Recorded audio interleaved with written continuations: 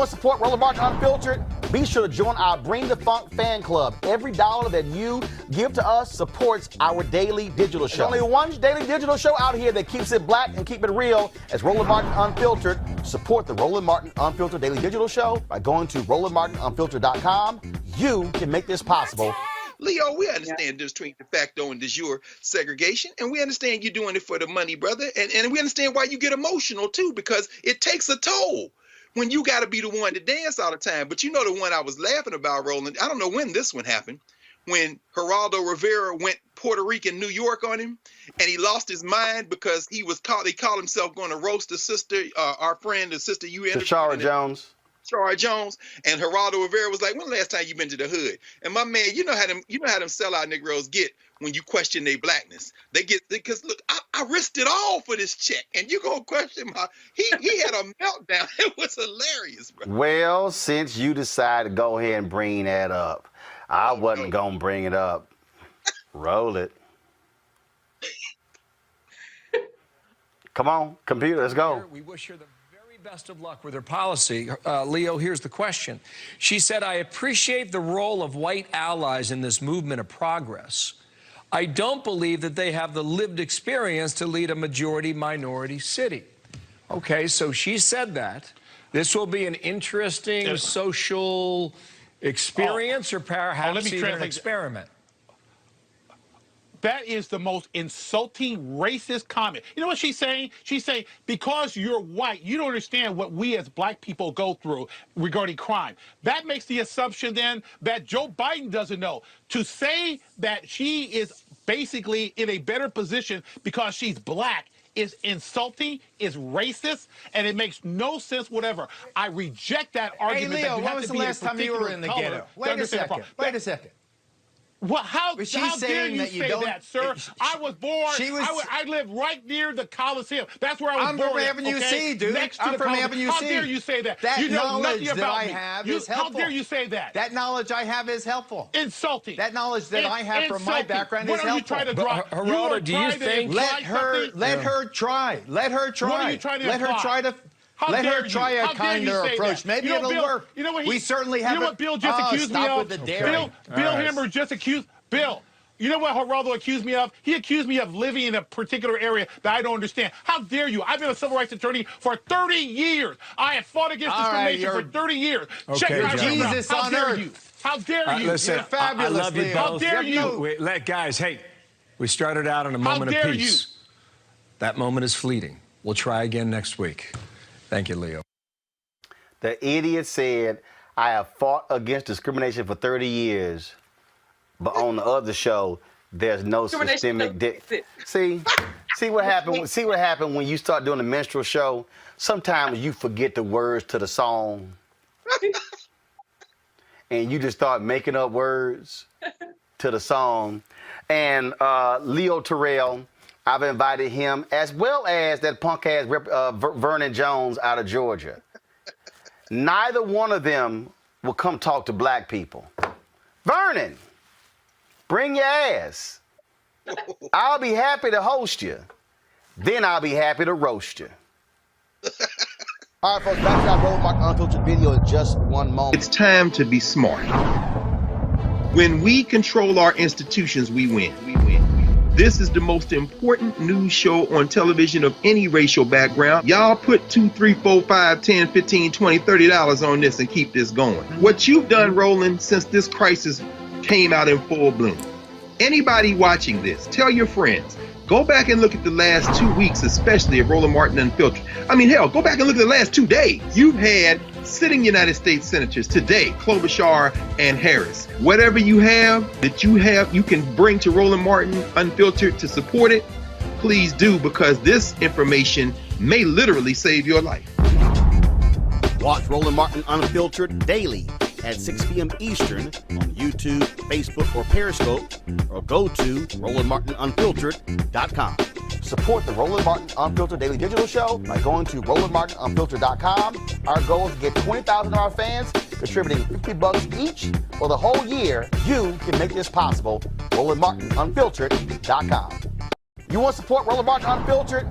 Be sure to join our Bring the Funk fan club. Every dollar that you give to us supports our daily digital show. There's only one daily digital show out here that keeps it black and keep it real. It's Roland Martin Unfiltered. Support the Roland Martin Unfiltered daily digital show by going to RolandMartinUnfiltered.com. You can make this possible. There's always a case of people who just don't get it, who literally don't get it. Rob, here's this idiot, Paris Dennard, working for the Republican National Committee on Fox News, literally disagreeing with the CDC. Here we go. When I heard this statement from the CDC director, I was appalled because instead of focusing on health disparities, which we should do because they're real, and COVID highlighted those, the CDC is doing the bidding of the Biden administration by once again inserting racism, and calling people racist for no reason. That's the Democrat Biden-Harris administration playbook. And they're doing this because they want to have the American people think that this nation is inherently racist or systemically racist. But it's not. And I think that all Americans should stand up and ask the question, if these districts, if these communities of color who have been represented by Democrats for so many years are systemically racist, does that make the Democrats who are in control racist as well? I think the CDC should focus on the Communist Party of China. COVID-19 came over to this country and has infected the world, and they should be focused on that. That issue alone is why we have seen so many people die. Yes, disproportionately in the black community, but it's not the fault of racism, it's the fault of China. Focus on that, stand up to China, and stop calling everybody, everything, and everywhere racist. It's wrong. This is what happens when you are stuck on stupid, Rob. Paris Dennard is an utter idiot for what he just said, and they love to prop up these folks who are just dumb. The CDC, they're calling everyone racist. No, what they're saying is the racism that black people have to deal with on a daily basis has a direct impact on the health of black people. Yeah, he knows. He knows what they're saying. Like, the only point I have of disagreement is I don't think he's dumb. This is a dumbass statement he's making, and he's doing it so he can get. Because look, you can have a black man make the statement. It's profitable to do so. That's the game that's being played. That's the game he's playing. But he's so disingenuous. There's so much to take apart in what he said. So I could be on another hour because it's just so much garbage. But let me just get to the basics. He starts off by saying they should focus on health disparities. How the hell do you focus on health disparities without acknowledging the fact that the disparities are there because of racism? Racism is structural. So when he says, oh, well, are you saying Democrats are racist? The system is not individual. It is structural. It means it's built in over time. It's like a virus. Let me break it down for him. It mutates over time.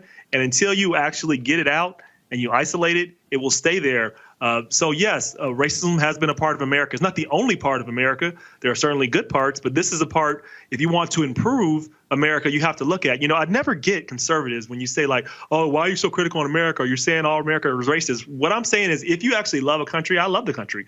I want it to be better. You love your kids. Are you going to tell your kids they're great when they're doing things wrong? No, we need to improve. I don't know why this is hard for him to put together. And the last part I want to get is he talks about not being racist and then says something racist. He says we need to blame it all on China. China is the reason why this happens. Knowing we have a rise in Asian hate right now, he adds that in. So he has to be the black man that throws in some racism at the end just to do the bidding of the Republican Party, who wants to have this narrative that if you talk about racism, that's bad. I want people, and I specifically want people on the right to get more offended by racism than they do about being called racist. Get mad about the racism. I can tell you, I'd rather be called a racist than go through racism. It is harder to go through racism than to be called a racist. These people are they talk about cancel culture and people giving them a hard time and people not being tough enough and being snowflakes. They're snowflakes. Every time you call them out on stuff, they get offended and say, oh, why'd you say that? Like, hey, suck it up, buttercup. Beyond nuts. Michael, real quick. Well, we all know Paris Dennard is a professional white behind kisser. That's his whole game. That's what pays his bills. We understand that. But what I find interesting is that he doesn't want to address specifically what CDC Director Rochelle Walensky talked about. A growing body of research shows the centuries of racism in this country has had a profound and negative impact on communities of color. He doesn't want to deal with that research. And racism existed before the Republican Party was founded in 1854 and before the Democratic Party was founded in 1828. Racism existed in this country. It's a system of advantage and privilege distributed based upon race. And I'll wrap up with this. As Dr. Francis Cress Welsing and Nellie Fuller correctly taught us, if you do not understand European white supremacy and racism, what it is and how it works, everything else that you think that you understand will totally confuse you. So what Paris Dennard is trying to do on behalf of his people, on behalf of the white people who pay him, is trying to distract and confuse us. So we can't go for that okie doke. Look who he worked for in the White House. All right, folks. And Trump said systemic racism didn't exist. Got it. All right, folks. Back to our Roland Martin Unfiltered video in just one moment. It's time to be smart. When we control our institutions, we win. This is the most important news show on television of any racial background. Y'all put $2, $3, $4, $5, $10, $15, $20, $30 on this and keep this going. What you've done, Roland, since this crisis came out in full bloom. Anybody watching this, tell your friends. Go back and look at the last 2 weeks, especially of Roland Martin Unfiltered. I mean, hell, go back and look at the last 2 days. You've had sitting United States senators today, Klobuchar and Harris. Whatever you have that you can bring to Roland Martin Unfiltered to support it, please do, because this information may literally save your life. Watch Roland Martin Unfiltered daily at 6 p.m. Eastern on YouTube, Facebook, or Periscope, or go to RolandMartinUnfiltered.com. Support the Roland Martin Unfiltered Daily Digital Show by going to RolandMartinUnfiltered.com. Our goal is to get 20,000 of our fans contributing $50 each for the whole year. You can make this possible. RolandMartinUnfiltered.com. You want to support Roland Martin Unfiltered? Be sure to join our Bring the Funk fan club. Every dollar that you give to us supports our daily digital show. There's only one daily digital show out here that keeps it black and keep it real. It's Roland Martin Unfiltered. Support the Roland Martin Unfiltered Daily Digital Show by going to RolandMartinUnfiltered.com. You can make this possible. It's always something when Republicans start just throwing everything out, y'all. And they act like we can't read, like we can't fact check stuff. I mean, it really does get hilarious as far as I'm concerned when this happens. So the latest thing now is all the Republicans are making a big deal out of Major League Baseball pulling out of the state of Georgia. Yesterday I told you how they were trying to make all these comparisons to Colorado and their voting law. So now the new thing is, black people are losing money because the All-Star game is getting moved. Now they're saying that, if $100 million was going to be generated because of the All-Star game, black businesses and black employees are going to lose half of that. Charles Payne, the brother on Fox Business, literally posted that tweet today. And I had to take exception to what he had to say about that. And the reason I had to take exception to that is because, y'all, let me just be real clear. All of those economic impact studies done by sports leagues or by cities and counties and states about the economic impact of sporting events, they're all trash. They're all trash. So, for instance, if you say that the Major League Baseball All-Star game was going to contribute $100 million. Here's what happens. What economists do, they say, if X number of people come to a city for an event, and they're going to stay in hotels for X number of days, and then they're going to eat out X number of times, they're going to rent X number of cars, and they go through this whole formula to try to come up with that number. Economists have been doing that to justify when these sports leagues say, if we build this new stadium, it's going to result in $3 billion of economic activity. It's going to create 3,000 and 4,000 and 5,000 jobs. Y'all, it happens every time, and they're always lying. The reason I know this is because I was a City Hall reporter for the Fort Worth Star-Telegram. When Bruton Smith announced that he was going to be building a NASCAR track in Fort Worth, and all of these fantastic reports about how much money was going to be generated, Well, not really. Now, NASCAR is a little bit different because typically what happens is a lot of those fans, they'll come and spend the whole week leading up to a race. But when you hear these things about the Super Bowl and NBA All-Star Game and Major League Baseball All-Star Game, these one-off events, they're mostly lying, y'all. So I challenged Charles on this. I said, well, Charles, I need you to somehow show me the numbers. Because he contended in his tweet that black people, black businesses, and black employees would be losing 50 million of that 100 million. And he based that upon Atlanta being 51% black. Well, first of all, here's a problem, Charles. And you're a nice guy. The baseball stadium is not in Atlanta. It was moved out to Cobb County. A lot of white folks in Cobb County. 2, how many black people own hotels in Atlanta or Metro Atlanta? I'll wait. And of the black businesses, how many of those are restaurants where people are going to be going and eating? Second of all, we have COVID. Stadium's not going to be full. So the typical parties corporations throw, events, golf tournaments, using event planners, catering companies, limo companies, none of those things are going to be happening.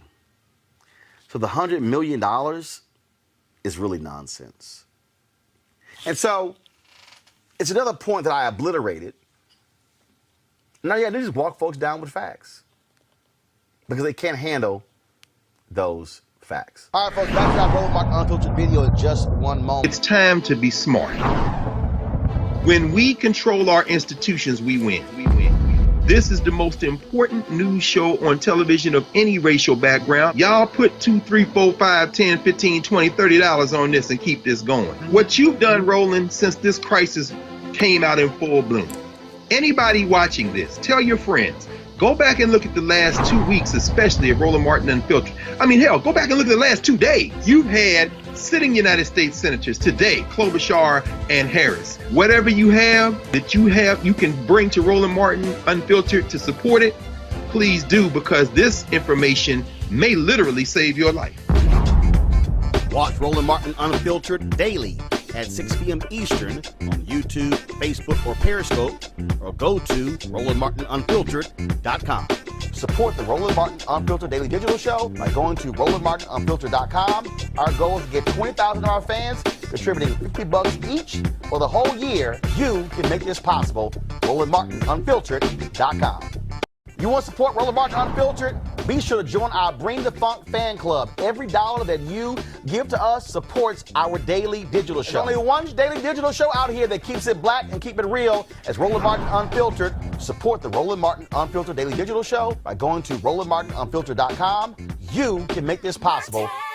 Stunning, shocking testimony today in the trial of ex-Minneapolis police officer Derek Chauvin. It focused on the cause of George Floyd's death. Prosecutors called a respiratory expert and a forensic toxicology expert to the stand to adjudicate George Floyd's demise. Folks, this is stunning what took place in the courtroom today. Watch this.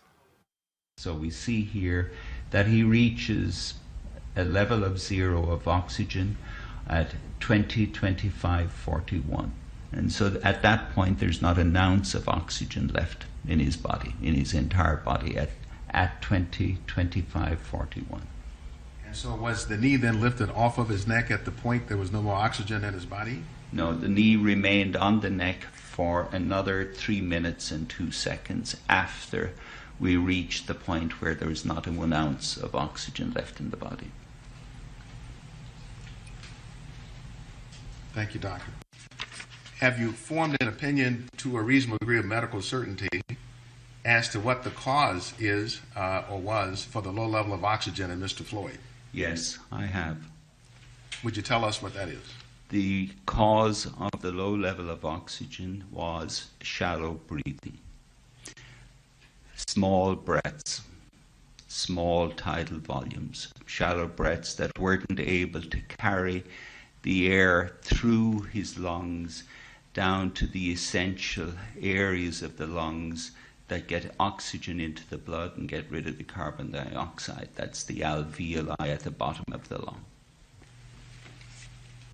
Officer Chauvin's knee is coming in, and that's compressing in against his side as well. So the ability to expand his left side here is enormously impaired. And also you're seeing that the size of the chain between the right side and the left side, is very short. So his whole left arm is also being pulled over. And so it's preventing him also from expanding the right side. I've been focusing on the bucket handle and the pump handle on the left, but you can also see here that these are impaired, his ability to expand his chest. And of course, the key factor you must keep that isn't kind of, in a sense, seen here in one sense, is the street. The street is what is having a huge effect because he's jammed down against the street. And so the street is playing a major role in preventing him from expanding his chest. As we discussed, you're seeing a more clear view here, how it's been really rammed into the back of his back. There's just no way he's going to be able to expand that. But with the left image, you see the finger on the street. Then over on the right image, you see his knuckle against the tire. And to most people, this doesn't look terribly significant, but to a physiologist, this is extraordinarily significant, because this tells you that he has used up his resources and he is now literally trying to breathe with his fingers and knuckles. Because when you begin to breathe with your rib cage and your diaphragm. The next thing you recruit after that is your sternomastoid muscle, which is the big muscle in your neck. And then when those are wasted up, then you're relying on these types of muscles, like your fingers, to try and stabilize your whole right side, because he's totally dependent on getting air into the right side. So he's using his fingers and his knuckles against the street to try and crank up the right side of his chest. This is his only way to try and get air to get into the right lung. Do you have an opinion to a reasonable degree of medical certainty as to whether a person who had none of those pre-existing health conditions, a healthy person, would have died under the same circumstances as Mr. Floyd? Yes, a healthy person subjected to what Mr. Floyd was subjected to would have died as a result of what he was subjected to. So Mr. Floyd's ratio is roughly just a little bit below the median ratio in DUI. So in postmortem cases, we know fentanyl concentrations can be much higher than norfentanyl concentrations because frequently these are deaths due to fentanyl. Other drugs may be present, and there could be other reasons for the death. It doesn't say that these are all fentanyl intoxications. But just looking at it as a whole, with a large amount of data, this is what we observed. Joining us right now is Attorney Ben Crump, of course, who represents the several family members of George Floyd's family. Ben, this was it was amazing to listen to what the doctor said, walking through this thing in a very methodical way. So that was first. But the second thing, Ben, is the prosecutors have been extremely deliberate how they're walking this thing down with the emotional testimony in week one, setting up the week with the officers, and then ending the week here with this particular doctor yesterday as well. Your assessment of how this has been going so far?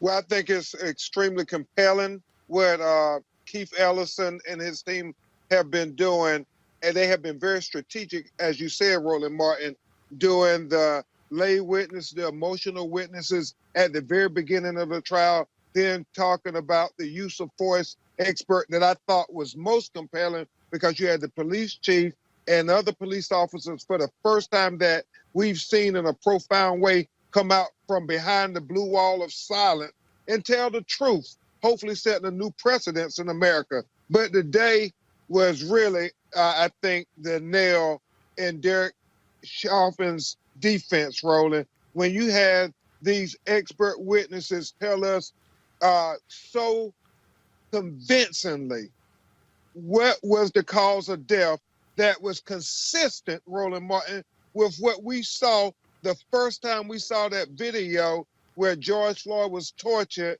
for 9 minutes and 29 seconds. They corroborated what we saw in the video with the medical science. And so I think for any juror sitting there, it is more than enough evidence to hold Derek Chauvin criminally liable for killing George Floyd.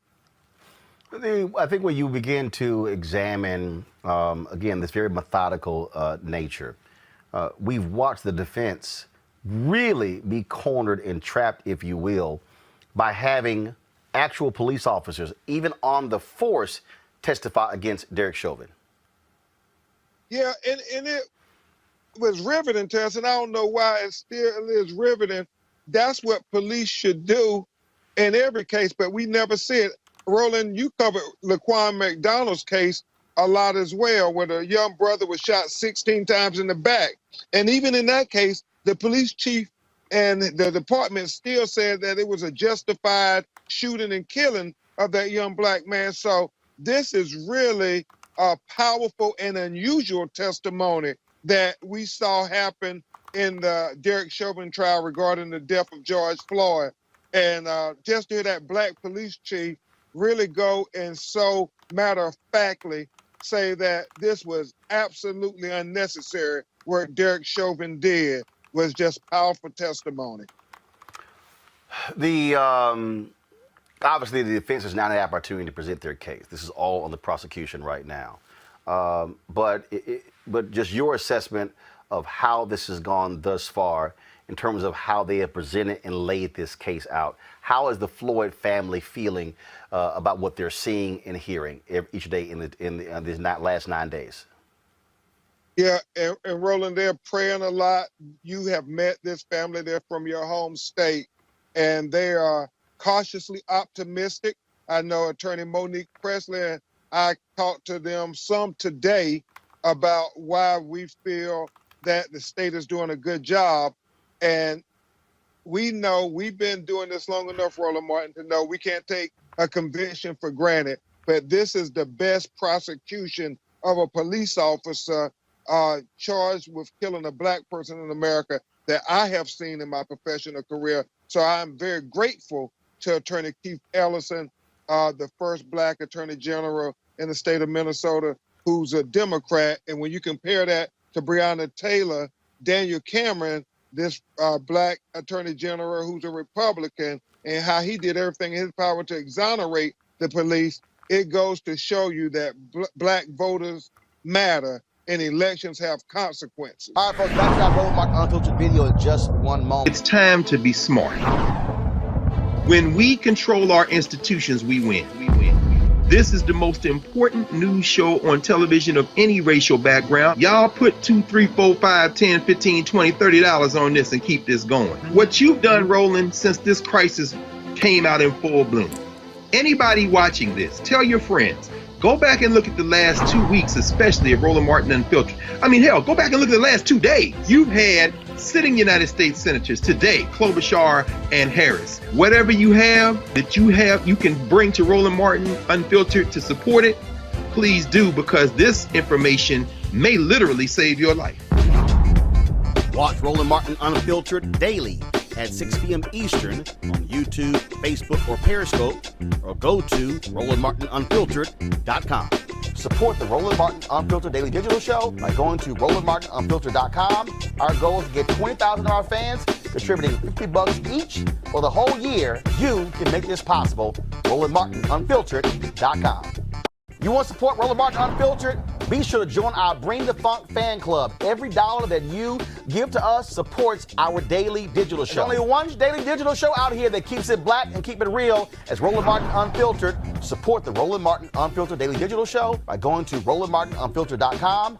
You can make this possible. I love this one here, y'all. I got to reach out. So Texas Governor Greg Abbott sent this weak-ass letter to the Texas Rangers baseball team. Dear Mr. Liebman, this is addressed to Mr. Neil Liebman. Thank you for the invitation to throw out the first pitch at the Texas Rangers home opening game. I was looking forward to it until Major League Baseball adopted what has turned out to be a false narrative about the election law reforms in Georgia. And based on that false narrative, moved the MLB All-Star game from Atlanta. It is shameful that America's pastime is not only being influenced by partisan political politics, but also perpetuating false political narratives. The state of Texas was proud to help MLB host last season's National League playoff games and the World Series in Arlington. However, I will not participate in an event held by MLB, and the state will not seek to host the All-Star Game or any other MLB special events. This decision does not diminish the deep respect I have for the Texas Rangers baseball organization, which is outstanding from top to bottom. I wish the team great success this season.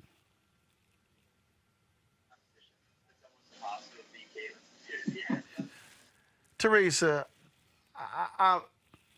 I've never seen a bunch of weak-ass, impotent people. There's no group who thinks they're bigger victims than the Republican Party. Oh my God. Everyone, these are election reforms. No. This is promoting the big lie. This is all about kissing Trump's ass and the crazy, deranged, sick, demented people who support him. They are angry that they lost. And so what they want to do is cheat. They're trying to cheat in your state by literally getting rid of statewide elected Supreme Court justices because they're mad with their judicial decision. These people love to talk about judicial activism. What they're saying is, if it don't go our way, we're going to change the rules. They're spoiled brats. Yeah, and I've never seen anything like it. And I think this is a moment in history where we're starting to see the case study really unfold, starting in Georgia. Then, of course, you got Arizona, Michigan, and, of course, my hometown of Pennsylvania, where we've seen, Republican legislators have been ruling for decades. And so because of this election, I think they have now become emboldened. So once we saw, Trump lose the election, I believe all that money that Trump was raising for the campaign also all spread to start other committees so they can do voter suppression laws. Georgia is really the case study that I think everybody is paying attention to and also seeing what works and what doesn't. So I think every state and every legislator that is Democrat and also those who are Republican who knows this is wrong and really want to get on the right side of change really need to start understanding that this is coming to a state near you. And we also need to prepare ourselves by not just being on the defense mode, but also finding some solutions, also using their power of the pen to really ensure that the democratic process is not only a fair one, but a just one for future generations to come. Here's the whole deal for me, Michael. Now their new one is, okay, I mean, look at the laws in New York. We're going to change those too. I mean, that to me is what's hilarious. This new complaint, well, there are more early voting days in Georgia than there are in New York. So you think actually endorsing, there have been progressives who have been advocating for a very long time a change in New York's archaic voting law system. Y'all, that ain't one to stand on. No, it's not. And, the whole politics of, how it intertwines with sports, we've always had civil disobedience and certainly athletes and celebrities standing up. But I don't know if it ever really transcended like it did during 45's years after, obviously, Colin Kaepernick took his knee and then tell them, fire all the sons of bitches or whatever 45 said. It became a different kind of, more in the gutter about athletes and celebrities. I know that the right thinks that most athletes and celebrities are Democrats or on the left. And so they take hits at that. But it doesn't help to the first part of your question of the segment. It doesn't help when business leaders kind of get very marshmallowish when these issues pop up. There's no reason in the world, obviously, whether it's Delta, Coca-Cola, or a host of other companies that are based in Georgia, saw this coming. They knew that the governor was going to sign it. So there's not like it came as a shock. So those first statements that came out that I just call a little marshmallowish, frankly wrong, and then they had to backpedal. Instead of, and if you're a Republican or a right leader, you know they're going to act marshmallowish, so you're able to bully them too. And that's what happened. And so until you stop being marshmallow and come out and really take a stand and really, and then you can't just threaten to leave or threaten to do something. You have to do it. That's really the only thing that's going to matter to folks. Not that they care about a lot of those jobs, even though they, again, think the perception is that a lot of those jobs at the airport and at the Coca-Cola bottling plants are people of color and low-wage earners, so they don't care about them. That's not true. There are a lot of white folks that work at Delta and a lot of white folks that work at Coca-Cola. So obviously the hypocrisy is ridiculous, but until business leaders stand up, this kind of behavior is going to continue.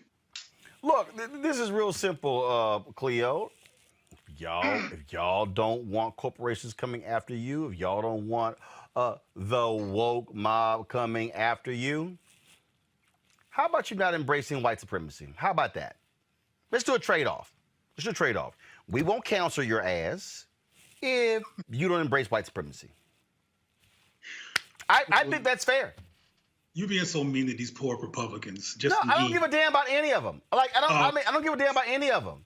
I don't either. I'm being somewhat sarcastic, though. You are being mean, but I agree with the mean. Yes, I'm being very mean. I'm being very petty because they are trash, despicable people who are also sore losers. You got your ass whooped. Here's the whole deal. Okay, you're mad. You got your ass whooped. Take the L. But as you know, these people always get mad. And they've always gotten mad, and they always have started saying stuff like, what this guy just said, that because of Stacey Abrams and Biden's lies, the team left Atlanta. It's not logical.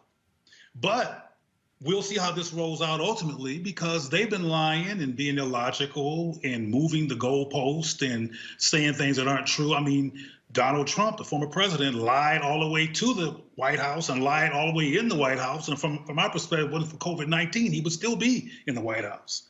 So it'll be interesting to see how this all rolls out, because despite white supremacy, these people who love white powers, despite their kicking and screaming, it seems that they're losing. It seems that they're losing based on voting and all logical things. But the lies have to work for them.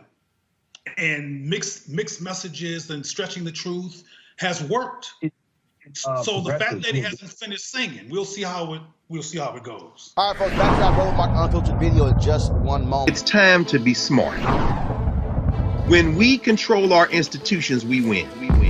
This is the most important news show on television of any racial background. Y'all put $2, $3, $4, $5, $10, $15, $20, $30 on this and keep this going. What you've done, Roland, since this crisis came out in full bloom. Anybody watching this, tell your friends. Go back and look at the last 2 weeks, especially of Roland Martin Unfiltered. I mean, hell, go back and look at the last 2 days. You've had sitting United States senators today, Klobuchar and Harris. Whatever you have you can bring to Roland Martin Unfiltered to support it, please do, because this information may literally save your life. Watch Roland Martin Unfiltered daily at 6 p.m. Eastern on YouTube, Facebook, or Periscope, or go to RolandMartinUnfiltered.com. Support the Roland Martin Unfiltered Daily Digital Show by going to RolandMartinUnfiltered.com. Our goal is to get 20,000 of our fans contributing $50 each for the whole year. You can make this possible. RolandMartinUnfiltered.com.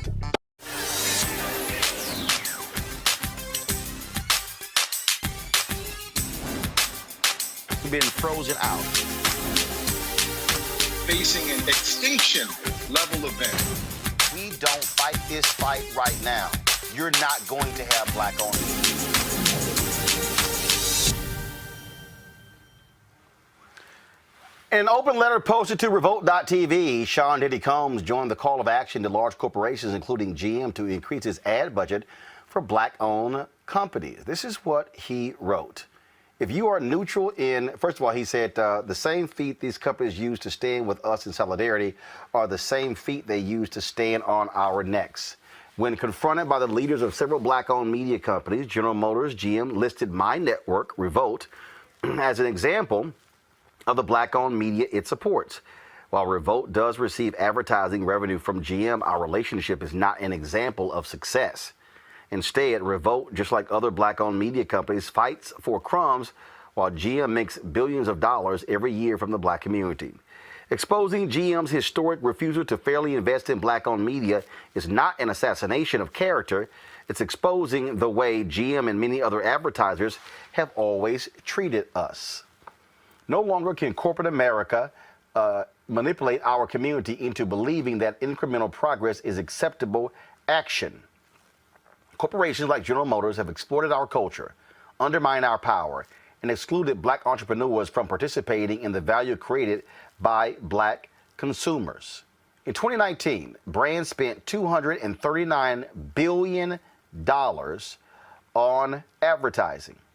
Less than 1% of that was invested in black-owned media companies. Out of the roughly $3 billion General Motors spent on advertising, we estimate only $10 million was invested in black-owned media. Only $10 million out of $3 billion. Like the rest of corporate America, General Motors is telling us to sit, shut up, and be happy with what we get. It's disrespectful that black-owned media companies only represent 1% of the total advertising market. It's disrespectful that distributors refuse to carry black-owned media brands in an era where our impact and influence is undeniable. It's disrespectful that the same community that represents 14% of the population spends over $1.4 trillion annually is still the most economically undervalued and undeserved at every level. Underserved at every level. To repeat, $1.4 trillion annually. The almighty black dollar. We demand that corporate America reinvest an equitable percentage of what you take from our community back into our community. If the black-owned community represents 15% of your revenue, black-owned media should receive at least 15% of the advertising spend. The same way you understand the power of our dollars, we understand our power to take them away from any corporation that doesn't give us the economic inclusion we deserve. We are prepared to weaponize our dollars. If you love us, pay us. Not a token investment, not a charity check or donation. The time is now. Radical change is the only option. You're either with us or you are on the other side. Let's go to our panel. You know, yesterday I talked about Target announcing they were going to spend $2 billion by 2025. And I sent them an email, Greg, and I said, first of all, how much are you spending right now? Because you're trying to get to $2 billion by 2025. I said, then separate black-owned media from the other black businesses. I said, so we can actually see what's your black-owned media and what's your supplier development. General Motors, after we met with them, they said they were doing 2% with black-owned media. They announced that by 2022 they would be doing 4%. And then the goal by 2025 is doing 8%. We argued, why in the hell can't you do 8% right now? They responded by, again, listing these black-owned media companies that they're doing business with. Here's Diddy saying, yeah, we one of them, but y'all ain't sitting here doing what you should be doing with us. Bottom line is this here. The only way to force these people to the table is going back to April 3rd, 1968, when Dr. King said we must redistribute the pain. You're right, Roland. And you've walked us through on several occasions how Diddy ended up with Revolt TV in the first place. It had something to do with that Viacom merger, right? And we see Byron Allen saying that he merging from a meeting with Viacom over some negotiations, no details were disclosed. But this is where it's critical for us to understand this at a deeper level. Just like I'm often say there is no we when we start talking about America. There is no we often when we start talking about capitalism. See, capitalism has a racial dimension, but please don't mistake race for class. What do I mean by this? This movement, including Diddy's letter, is indicative of the fact that these corporations are a little nervous. But it will be classic capitalism for them to pick a few black folk and Revolt TV will be one. Give them some subsidy and say, see, this is what we're doing. This is very important. This is why I'll be interested to hear Brittany and Misha, both of y'all on this, because I'm too old. But because I'm a teacher, I know what the young people, a little bit of what they do on social media, and I'm dip my toe in Twitter. I am cracking up at all these Mace pictures that are coming up in Diddy's feed. And people saying, dude, ain't nobody forgot that you're the one that don't pay black artists. So see, Diddy black as hell if there's 5 cents to make. And what capitalists will do is pick out in the class structure a handful of petty bourgeois Negroes, which is why any demand must be equitably distributed around black media. It's those little women-owned companies. It's those little companies. Write the check to Roland Martin Unfiltered. But don't mess around and think because Diddy is right on this, that he is no different than a clock that is always right at least twice a day. The thing here, to Greg's point there, Brittany, about how folks try to pick folks off, is when we met with General Motors, we said it should be $200 million a year going to black-owned media companies, and we want a 10-year agreement with 5% escalators in the contract. That was on a Monday. Wednesday, because they had not set a meeting. Now, we met with the chief marketing officer of General Motors, but we requested a meeting with the CEO, Mary Barra. They did not schedule that meeting. So an ad was taken out in the Wednesday paper. They got angry that there was a second ad and then canceled the Thursday meeting. On Thursday, General Motors announced their target goals of 4% by 2022, 8% by 2025, but Mayor Barra still has not met with us. Now, here's what they have been doing. And see, again, I'll be transparent. They have been calling around trying to meet with us individually. Of course. Perfect example. They drastically cut the funding of American Black Film Festival, almost down to zero. Well, a week after our meeting, this was posted by Jeff Friday in the American Black Film Festival. They posted this. Go to my computer. Happy to have Cadillac GM Diversity return as a multi-year partner for ABFF and ABFF honors. Wow. Now, I know how much they got. And here's the deal. They could have gotten more had they negotiated as a collective. Hello. See, what we're trying to tell the other black-owned media companies is don't get picked off. Because, see, General Motors has not agreed to our demand. What we said is, you're spending X billions of dollars. We want X percentage, 5% of that. We estimate it's come out to be $200 million. They say our numbers are wrong. We say, what's your numbers? They say, well, we can't give you for competitive reasons. Well, don't tell me my number wrong if you can't give me the right number. Then we estimated that the black spin was 5 or 6 million. They said, your numbers are wrong. Well, what's the right number? We can't check. Well, don't tell me my number's wrong. You can't give me the right number. So they've reached out to me for a meeting. And here's my whole deal. I'll meet, but we still want the meeting with the CEO. Because my deal is, why do we have to wait to 2022? Y'all, it's April 2021. The upfronts just started. Why we gotta wait to April 2022 for you to get to 4% when you can do it right now? Roland, I have to laugh. You really almost have to laugh. I mean, and thank you for talking about this. Let me just say, you've been talking about this issue and bringing this important issue to the forefront of our community for a long time. And I stand with you on this and everybody who's speaking up about this issue, because it's time for corporate America to reinvest an equitable percentage of what they take from our community back into our community. We made and continue to make corporate America and the wealth it generates possible without getting a piece of the pie. And when we think of the way that GM responded, it felt so patronizing, right? Like you said, they want to tell you that all your figures are wrong, but don't want to tell you what the figures are. They want to send representatives, but they don't want to have you speak to the CEO. They want to give you long-term projections, like they don't have the money right this second to fund Black-owned media. That's a joke. See, it may think that they can continue to incrementally give us the funds that are necessary is so patronizing and so offensive. But actually, guess what, Manisha? They can. And the reason that they can is when Black people play themselves small. All right, folks, back to our Roland Martin Unfiltered video in just one moment. It's time to be smart.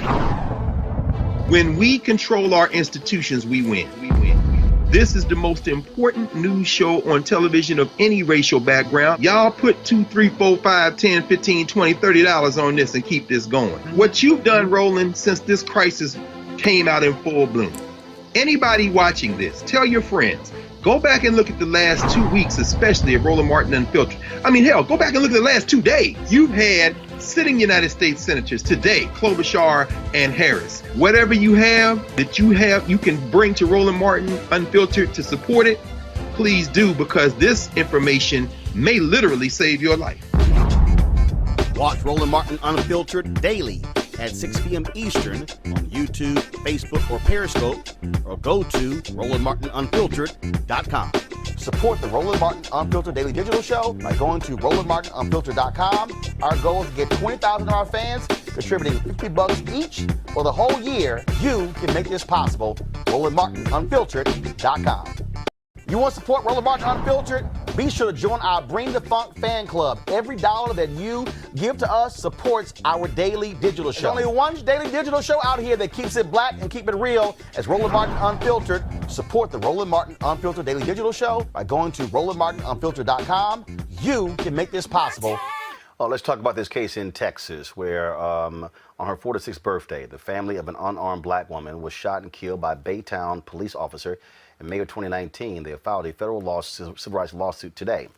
Pamela Turner encountered Officer Juan De La Cruz, and she was in emotional distress. De La Cruz was indicted by Harris County Grand Jury in September 2020, more than a year after Turner's death. He's charged with felony aggravated assault by a public servant. Ben, you put a video out, and this took place in Baytown, Texas, or Bel Air, Texas? Baytown, Texas. Okay, Baytown, Texas. And so Baytown, folks, is east of Houston. If you're traveling up towards Beaumont, Texas, towards Louisiana, you would go through Baytown. I know it very well. I have lots of relatives who live there. I saw a video that you put out on Instagram describing how heinous this is. I want to play that and then talk about it. So here we go. If you were outraged when you saw the video of how police tragically killed George Floyd in Minneapolis, Minnesota, then you should be equally outraged when you see the video of how the police tragically killed Pam Turner, an unarmed Black woman in Baytown, Texas.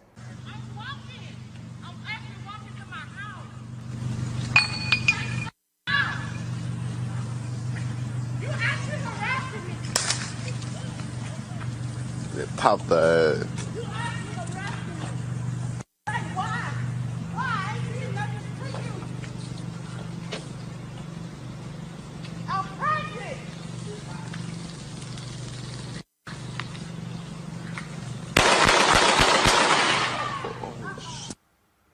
It is shocking and stunning, Ben Crump, to watch that video and to think that his only way of containing her was to shoot and kill her? Yeah, it is just so outrageous, Roland, when you think about it. Attorney Devin Jacob and I filed a federal civil rights wrongful death lawsuit, and it goes to this disrespect for black women. I mean, to shoot her down like a dog when he could have did any number of things. Monique Preston and I talked about how he could have created distance. He could have called for backup. He could have got behind cars. He could have yelled verbal commands. He could have did any number of things other than fire 5 shots, hitting Pamela Turner 3 times, 1 in the face, 1 in the chest, 1 in the stomach, and this unarmed black woman who was on her back screaming, "I'm pregnant." I mean, Roland, if you are outraged by George Floyd, we gotta get outraged in justice for Pamela Turner. Breonna Taylor's mother, Tamika Palmer, came to Houston to stand with Chelsea Rubin, the 23-year-old daughter of Pamela Turner, who has pretty much been fighting a lot alone by herself. So I'm so grateful, Roland, that you're covering this matter, because we need everybody to stand with our black women. We got to protect our black women. They cannot be killed like this and nobody say a word about it. And this took place in 2019, 2 years ago? 2 years ago, May 13th. And so we're going to march on Baytown on May 13th. If you're free, we would love to have you come back home to help lead the effort, because I do think this is going to continue to grow like Breonna Taylor. And it's one of those things where Breonna's mother is going to come. We're going to show the world that her life matters. And get this, Roland Martin, he's still employed by the Baytown Police Department. He is still a cop? He is still a cop. Was he put on desk duty? Well, they have him, I guess, on desk duty or whatever, but they have not terminated his employment yet. And when you think about the disrespect between black women and what they get, when George Floyd video went public, how he was killed, in 90 hours, they terminated all the police officers. I asked at the press conference when we were there with Tamika Palmer, how long did it take for them to fire the police officers after they killed Breonna Taylor? And she told me it took 9 months for them to fire the police officer after they killed her daughter, who was in her own apartment. And now it's almost 2 years, and Baytown, Texas, still hasn't fired the police officer. That is absolutely shocking and stunning, and so certainly keep us abreast of the developments in there. And you said there's going to be a public demonstration on May 13th? May 13th, the 2-year anniversary. Okay. All right then. Oh, and also, Roland, the criminal trial is set to begin on May 25th, which ironically is the 1-year anniversary of the killing of George Floyd. Wow.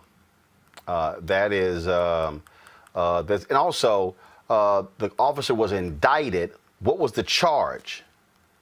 It was assault by a public officer, like a manslaughter charge, not a murder charge. Not a murder charge. Right. Wow. Ben Crump, we certainly appreciate it. Thank you so very much. And let me say this here, and Ben, while I have you, I need people to understand, Ben Crump does not try criminal cases. I need to say that, Ben, because I get all these people and they comment on YouTube and on social media. Ben Crump keeps losing these cases. You're not the prosecutor. The attorney for the family cannot prosecute cases. You can't indict anybody. You can file a civil lawsuit.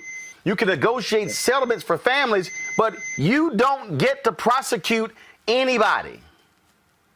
Exactly. The 7th Amendment of the Constitution say all the private law you can do is file a lawsuit for compensation for wrongful death. It's the 10th Amendment. The prosecutors are who they should be upset and holding accountable. But Roland, thank you for always giving a voice to educate us and engage us, and most importantly, empower our people. You are so necessary to the culture. Ben, I certainly appreciate it. Thanks a bunch. We'll talk to you soon.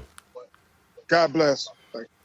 Man, that video there is shocking, stunning to sit there and witness. And the fact that it took place 2 years ago and just finding out about it is even more stunning as well. Just unbelievable. Let me go to my panel. Dr. Greg Carr's chair, Department of Afro-American Studies at Howard University. Amisha Cross, political analyst and Democratic strategist, and Brittany Lee Lewis, she's political analyst. Glad to have you both.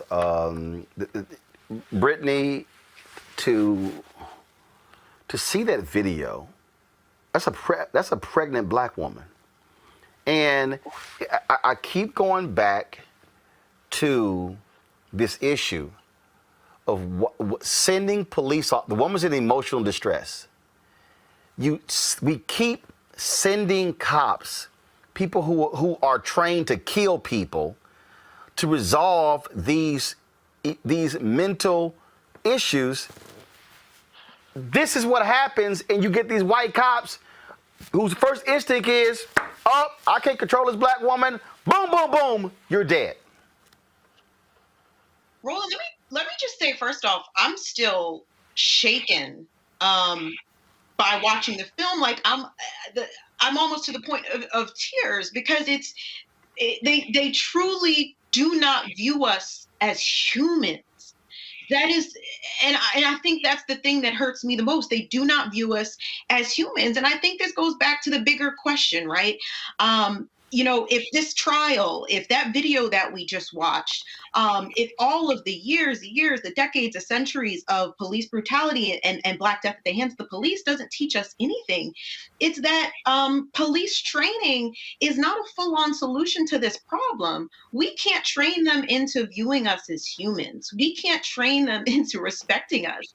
It's a Band-Aid to a much more complex issue. And I know I always say this on the show, but again, we have to go back to the roots of policing and why policing exists in the first place. It is certainly not to protect and serve us as Black folks. And I hope that we can continue to demand to, defund the police for this very reason, because like you said earlier, this is not only do they not view us as humans, but they're also, even if they are to stay in place in the current, in the current way that they are, they're not trained to deal with medical emergencies. They are not trained to deal, at least not adequately, and they shouldn't be dealing with these issues because they don't have the necessary skill set.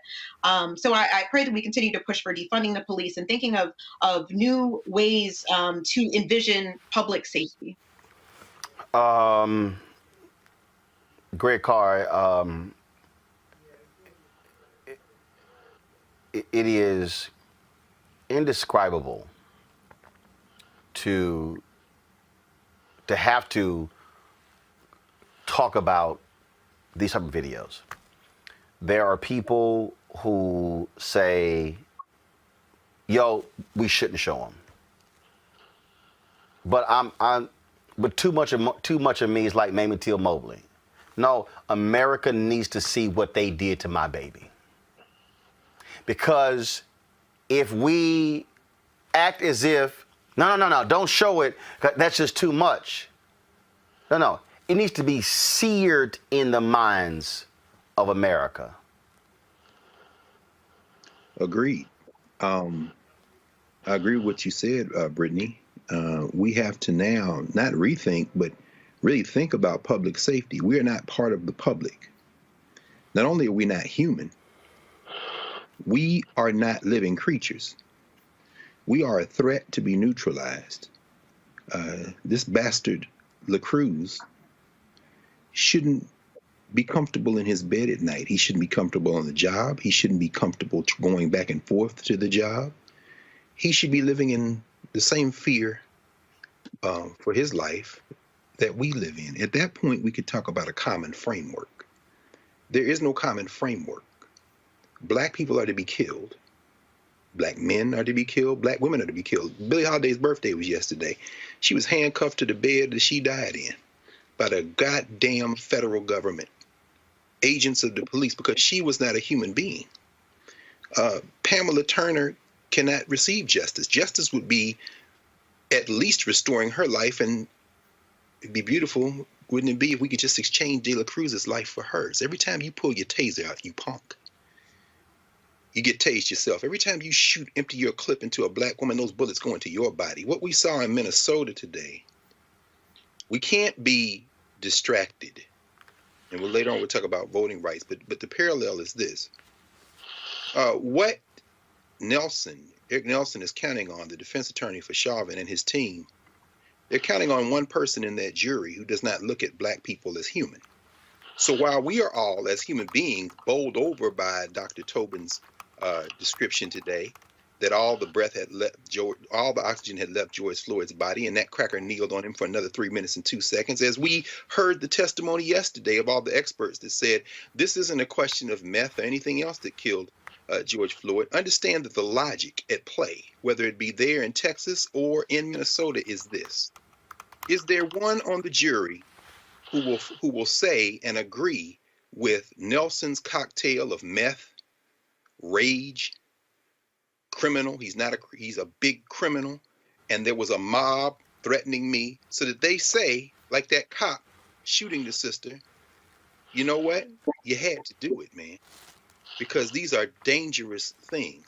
There is no common framework of understanding. So until we understand that,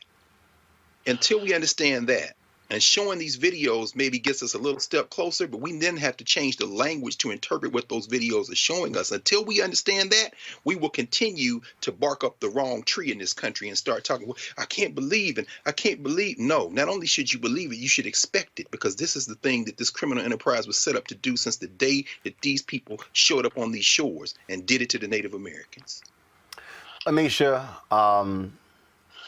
we talk about reckoning, we talk about where we are. We dealt with people who, oh, no, don't say defund, because, we don't want to get the white folks riled up. This is where we have to be so hardcore that we say, no, we will not stop.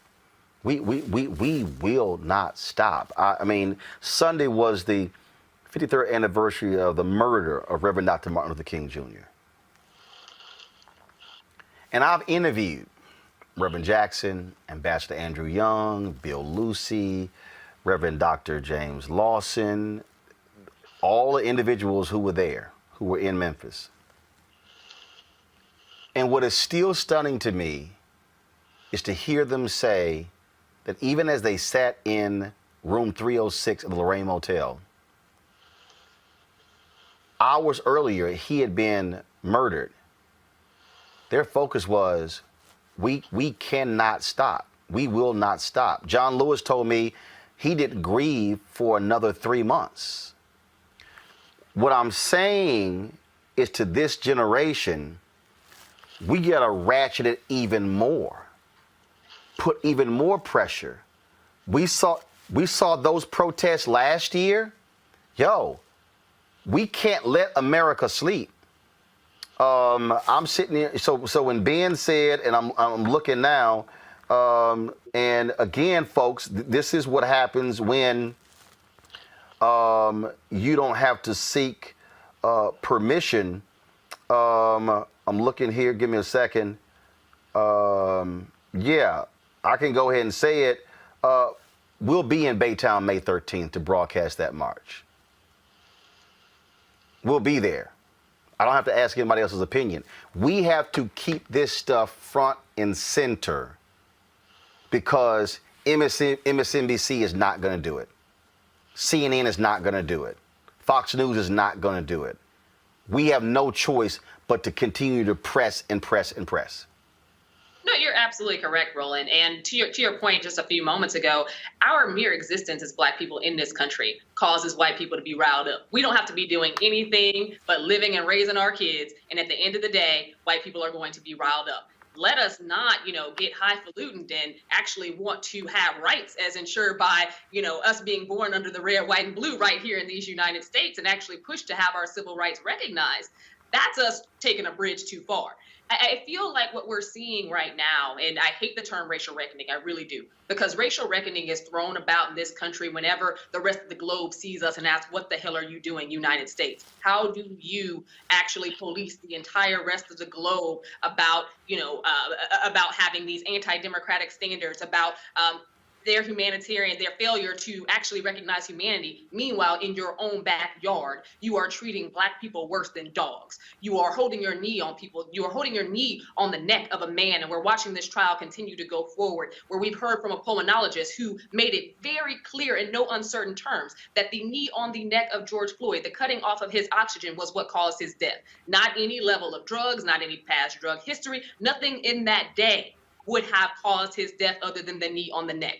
And he made it also clear that it could have been you or I or anyone else who was an otherwise healthy person with no prior history of drug abuse whatsoever, and had a sustained knee been on our neck in the exact same framework for over 9 minutes, we would not have made it either. So I think that what we're seeing here is basically, again, a televised process of brutality against African Americans. And I would hope that we see jurors that understand what's going on. I don't have a very strong hope for it, but I do hope that we see jurors that understand what's going on, but also that African Americans of all ages aren't lulled away by this and have full recognition that, yes, corporations are signing these pledges. Yes, we're seeing some movement by them in terms of heralding Black Lives Matter, but it's going to be more than that. These same corporations play this song and dance every few years after there is a major issue where a unarmed African American dies. Then we watch, as soon as it's no longer at the helm of MSNBC or it's no longer played on loop on CNN, when those stations no longer care, guess what? That outside world no longer cares either. But we still have these issues facing our community every single day. So I do thank, our forebears when it comes to the civil rights movement, our forebears who were able to continue to carry that lantern, to continue to force change, even though they watched, the folks who watched Martin Luther King die, who marched with him and then sat in the room and had those conversations and were able to somehow keep their mourning within themselves, but continue to do the work that is worth doing. That's the work that we all have to do and all have to be invested in, because as we can see on a daily basis, our very humanity is at risk, because the greater society, the white society that continues to ignore our existence, and our existence as not only humans, but people that are worthy of being treated equally. That's not something that they're willing to do, and that's not something that the majority of them are actually willing to even stand for. Give you a little, but not too much. But if you start talking about equity in general, no, because that puts you on the same framework and the same platform as them. And they don't want that. And they will fight to the end to eradicate it. That's the reason we saw the January 6th insurrection. That's the reason why people won't let go of a lot of these theories that they call Trumpism that existed long before Trump, but actually were said out loud during his presidency. It's not going away anytime too soon. And I think that we have to be invested in this long haul fight, because that's what we're in for. Folks, look, I'm making the commitment. We'll be there. Pamela Turner, May 13th, the protest that will take place in Baytown, Texas, which is not far from Houston at all. We want to see as many of you there. I will get details from Ben Crump and others with regards to all of this information, to provide it for you. We will make our way down there to broadcast that as well, because again, we need to be able to keep the focus on that. We'll also find out if that trial is going to be broadcast like we're seeing the George Floyd trial right now. And if so, we're going to make sure that we carry it right here on Roland Martin Unfiltered. All right, folks, back to our Roland Martin Unfiltered video in just one moment. It's time to be smart. When we control our institutions, we win. This is the most important news show on television of any racial background. Y'all put $2, $3, $4, $5, $10, $15, $20, $30 on this and keep this going. What you've done, Roland, since this crisis came out in full bloom. Anybody watching this, tell your friends. Go back and look at the last 2 weeks, especially of Roland Martin Unfiltered. I mean, hell, go back and look at the last 2 days. You've had sitting United States senators today, Klobuchar and Harris. Whatever you have that you can bring to Roland Martin Unfiltered to support it, please do, because this information may literally save your life. Watch Roland Martin Unfiltered daily at 6 p.m. Eastern on YouTube, Facebook, or Periscope, or go to RolandMartinUnfiltered.com. Support the Roland Martin Unfiltered Daily Digital Show by going to RolandMartinUnfiltered.com. Our goal is to get 20,000 of our fans contributing $50 each for the whole year. You can make this possible. RolandMartinUnfiltered.com. You want to support Roland Martin Unfiltered? Be sure to join our Bring the Funk fan club. Every dollar that you give to us supports our daily digital show. There's only one daily digital show out here that keeps it black and keep it real. It's Roland Martin Unfiltered. Support the Roland Martin Unfiltered Daily Digital Show by going to RolandMartinUnfiltered.com. You can make this possible. In February, the owners of an Arizona food truck, What You Cooking, were assaulted by a white man during a business meeting. The couple now fears the man will not be properly charged for the hate crime. Folks, wait till you see this video. So in this particular video, we first saw this on Now This. And I got to show you this video here. They were sitting in this meeting.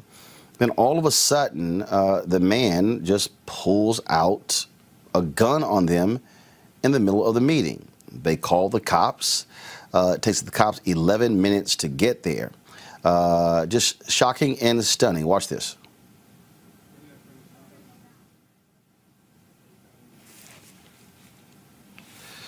Okay, again, it's an unbelievable story here, and joining me now, the co-owners of What You Cooking food truck, Brittany and Solomon Odabajo. Glad to have both of you with us.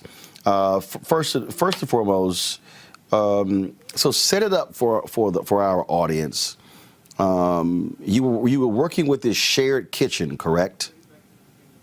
Yes, so we were renting the refrigerator unit and a freezer unit. It's a commissary kitchen, and we were also prepping our meals so we can sell on our food truck with this kitchen. And so y'all go there for a meeting. What was the purpose of the meeting? So after only using their kitchen 4 times, and my husband, we received a notice, a 30-day notice. They no longer wanted us in their kitchen. So Tom, too, told us that he wanted to meet with us on February 5th to discuss reasons of departure. All right. And so y'all go to this meeting, and what happens in this meeting here, Solomon? He comes in with an All Lives Matter, and he starts complaining and ripping Black Lives Matter? So my wife was in a meeting. She can actually, that part, I was getting the food truck serviced before all that. Like, it led up, I got there when it led up to, you see me sitting at the table. He put up the weapon, but my wife was there when he brought the All Lives Matter shirt. You know, he's banging on the table, and it had, you know, the words black crossed out, you know, first on the shirt, then it has white, and then it left straight and gate open. But, you know, this thing for departure, that shirt doesn't have anything to do with, you know, departure. So Brittany, you're sitting there, then all of a sudden, just out of the blue, he just comes in with his All Lives Matter shirt and starts ranting against Black Lives Matter? Yeah, so I was just sitting there, and I noticed when he was walking up to me where he wanted to meet at, I noticed he had a piece of clothing folded in his hand. And, you know, once we began talking and he started giving reasons of why he didn't want us there, he became enraged, and he starts unfolding the shirt, and he shows me the shirt, and he just starts yelling at me and calling me racist and pointing at me. And he begins telling me, you know, I can sit here all day, excuse my French, but he's like, I can sit here all day and tell you how shitty your business is, and wouldn't get much. Like, he just kept going on and on. He was just so enraged. And I told him, you know, I said, Tom, you need to remain professional and calm down. And, you know, at that point I was like, you know, call your husband, get him here, because he was making me feel very uncomfortable. So had y'all before had any conversation about Black Lives Matter? Did y'all have BLM posters on your truck? Did y'all have any previous discussions or run-in over the issue of race or one of these high-profile cases? No, we did not. So all of a sudden, dude just come in. He just comes in, just going nuts about Black Lives Matter and All Lives Matter. Yeah, that's correct. The detective, when Go ahead. We met with the prosecutor on the 24th of March, and the detective stated like he actually forgot the shirt, so he went back and grabbed the shirt to bring it back to her from the video footage that they had. So Brittany, this happens. All of a sudden, you call your husband, Solomon. Yes. You drop everything to come over there, and I was getting service. Huh? I was in the middle of getting a food truck service. Our batteries had died because the ground wire wasn't connected to the power wire. And so you race over. How long are you there before he tries to pull a gun out? Man, we was there. Okay, so I walk in the door. So like 10 minutes. It was like 10 minutes before he showed up, but then it was like 15, 20 minutes before he pulled a gun out. So neither one of you knew he was carrying a gun? No. Absolutely. And he didn't have the gun until after my husband, and when we were looking for him, that's when, because when he had the meeting with me, he was sitting up. He was sitting up straight and everything. But if you notice, once my husband comes in, he kind of slouches because he has something in his back, which was found out to be the gun. So you're saying that when he met with you, the gun wasn't on him, and then when you decided to call your husband, that's when he went and got his gun and put it in the back of his jeans? Yes. Correct. So all of a sudden, okay, you're sitting there, two of you sitting there, and Solomon, when he makes a move, do your mind, is you saying, what is he doing? I think he's going for a gun? So he took a deep breath. That alerted me off the back. He took a deep breath, and then he hesitated, but I watched his eye contact the whole time, and yes, when he reached for his back, weapon.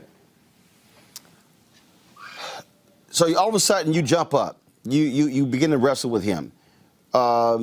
Brittany, he's telling you, call the cops, but you're scared to call the cops. Yeah, absolutely. Because of the world that we live in today, and you see,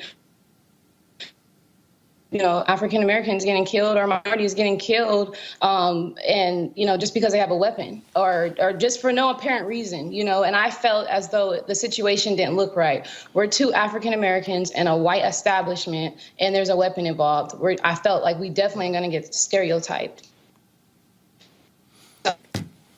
This call right now, this can be it for both of us, So I was really nervous, and I just kept reminding myself, I kept saying, you know what, just keep on stressing and stating on the call that we're African American and your husband's African American. He's not the suspect. Just make sure you keep making that clear no matter what. That's my first thought, There was also other tenants in the kitchen, and I was actually thinking to ask them for help before calling authority, honestly. Man, them folks ran out the door. Yeah, they ran out the door. They wouldn't give us the address. So it was just it was so scary. Like, that was one of the scariest moments of my life. And it's like they not even cooperating with the detective, asked them to write a statement or, what happened. They said, oh, we don't even know. We was leaving. Yeah. Which was a lie because they all was outside. Right. When the incident happened. I mean, they was inside, but then when the incident happened, when the cops got there, everybody moved outside. So, all right, cops come there. They finally arrive. They detain him. His wife comes, and then what does she do to y'all? Outside, and we were still writing our reports. And she comes out, and she's just it's basically it's time to go. Come get your stuff. And we were just in shock because, for one, it is a weekend. It's Friday, and it was 4:30ish. And now all of a sudden we have to get out. Where are we going to store all this inventory? So when you say all this inventory, you're talking about food. Correct. Yes. We had lost a lot of. How much food did y'all have there in terms of, and what did it cost? It was like a couple of thousands worth, probably, because my husband, he travels to go get our meats. And so we had all that stored. We buy bulks of it so that way we will have enough, until we're ready to go back out of town. And so we had our If I had to give an estimate, I want to say about a couple of grand. Yeah, probably a couple grand. Yeah, like a couple of grand. And then that's not even including, because you got to think we have to pay to get all this shipment back. We have to pay to go there, room, you know. So it was just so inconvenient, and it was no remorse. Her husband literally just tried to kill us for no apparent reason. And so talk about when y'all said y'all did an interview. Y'all said that y'all thought y'all were going to lose your food truck and lose your business. How so? Because going to find a commissary kitchen. Everybody wants $5,000 a month or $4,000 a month, or I mean that's like ridiculous. If you really ask us, but. So first of all, so you said it's going to cost you for a shared kitchen $4,000 to $5,000 a month for the shared kitchen. Well, what were you paying at this particular place here? He was only charging us $400 a month. $400 a month? $400 a month? 50, because they added 450. They had added a $50 fee because they had to add a freezer. Yeah. So basically, y'all were spending $450 a month, but you start calling other places, it was going to be 10 times that to use their kitchen. Correct. Yeah, like their kitchen was actually more convenient. It was close, you know. And it's paranoid, like anxiety. It's like it gives us this anxiety to be in public, you know, around a bunch of people. We're always paying attention to make sure. Like the first thing I look at is somebody hit. You feel me? Why I got to do that? Right. You know, I shouldn't have to live like that. We shouldn't have to live like that. Mm-hmm. It's like the trauma is affecting everybody, not just us, our kids. You know, once again, like our daughter, she's 8. You know, she woke up in the middle of the night, 4:30 in the morning, crying. Oh, I had a bad dream that the guy in the kitchen tried to kill you guys, or tried to hurt us. So, you know, that's like for an 8-year-old to feel that, you know what I'm saying? It's like nobody should fear at all. Yeah. You know, and then you got to think it's like being in public.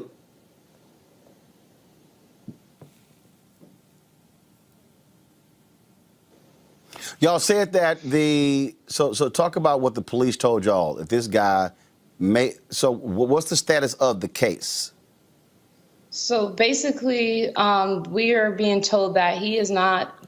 He might not do any jail time. So basically, they're trying to get him to plead out to one aggravated count,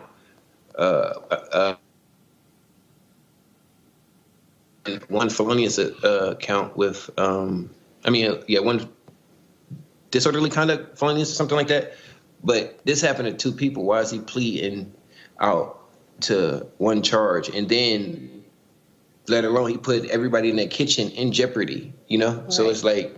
So would that mean no jail time? Is that what they're saying? Yeah. And it's a possibility he might, you know, do no jail time or probation. Like how? If the shoe was on the other foot, wouldn't be fair. I have a high bond. They would have never let me out within anywhere from.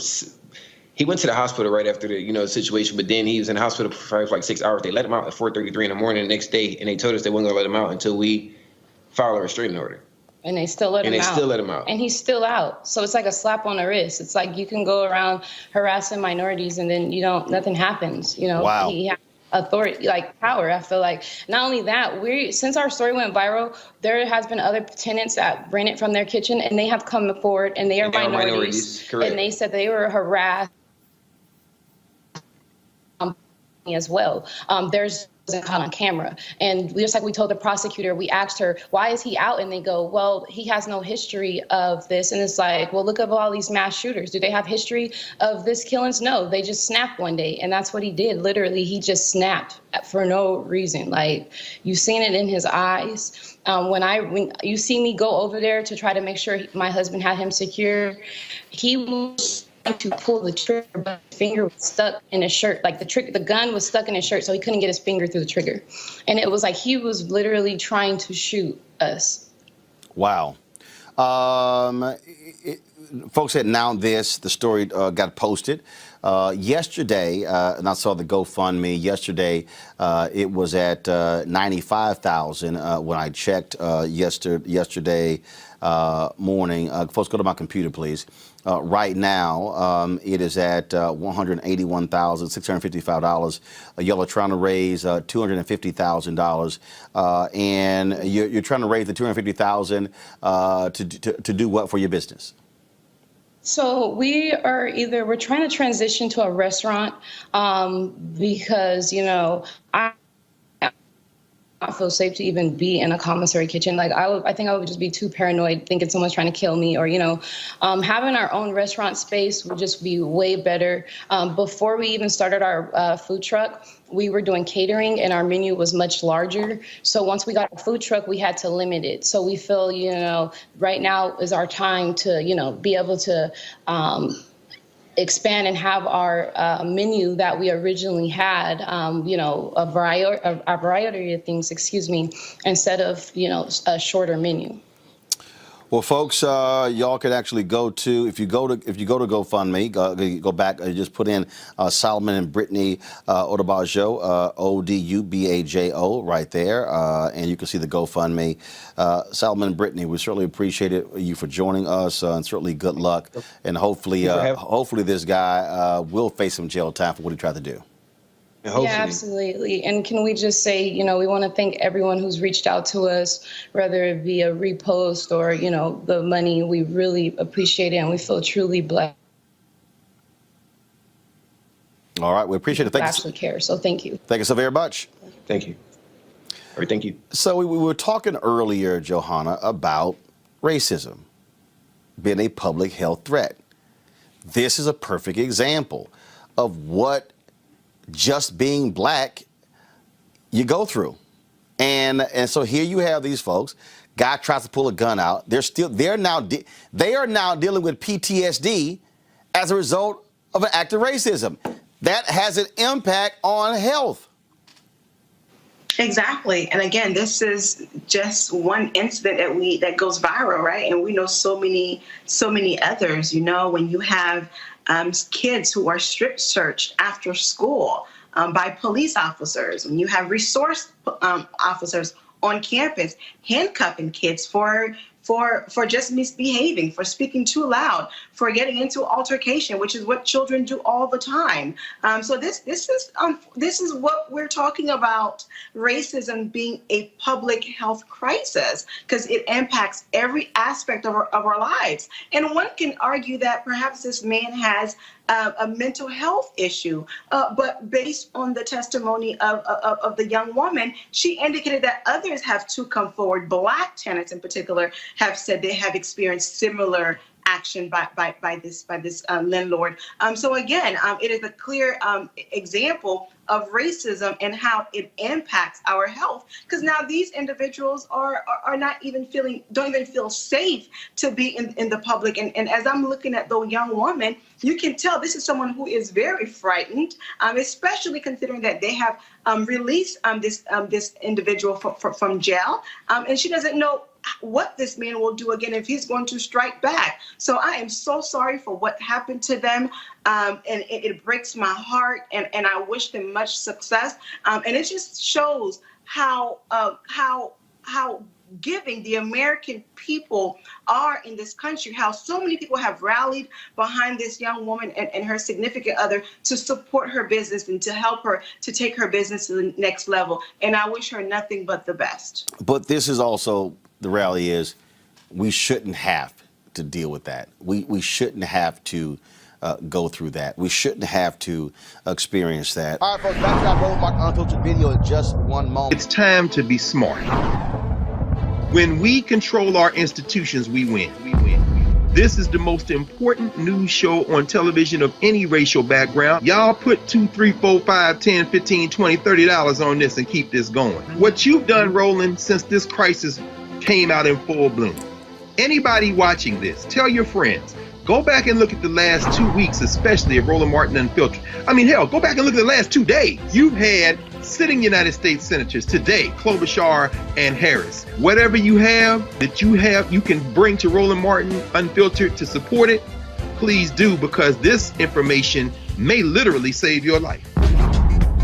Watch Roland Martin Unfiltered daily at 6 p.m. Eastern on YouTube, Facebook, or Periscope, or go to RolandMartinUnfiltered.com. Support the Roland Martin Unfiltered Daily Digital Show by going to RolandMartinUnfiltered.com. Our goal is to get 20,000 of our fans contributing $50 each for the whole year. You can make this possible. RolandMartinUnfiltered.com.